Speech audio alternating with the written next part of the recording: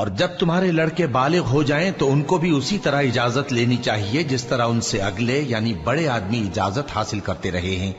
اس طرح اللہ تم سے اپنی آیتیں کھول کھول کر بیان فرماتا ہے، اور اللہ جاننے والا ہے، حکمت والا ہے۔ اور بڑی عمر کی عورتیں جن کو نکاح کی توقع نہیں رہی اور وہ زائد کپڑے اتار کر سر ننگا کر لیا کریں تو ان پر کچھ گناہ نہیں، بشرطے کہ اپنی زینت کی چیزیں نہ ظاہر کریں،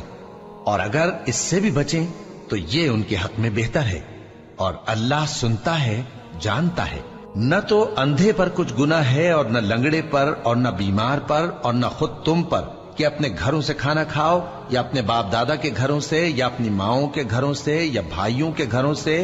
یا اپنی بہنوں کے گھروں سے یا اپنے چچاؤں کے گھروں سے یا اپنی پھوپھیوں کے گھروں سے یا اپنے ماموؤں کے گھروں سے یا اپنی خالاؤں کے گھروں سے یا اس گھر سے جس کی کنجیاں تمہارے ہاتھ میں ہوں یا اپنے دوستوں کے گھروں سے، اور اس کا بھی تم پر کچھ گناہ نہیں کہ سب مل کر کھانا کھاؤ یا جدا جدا۔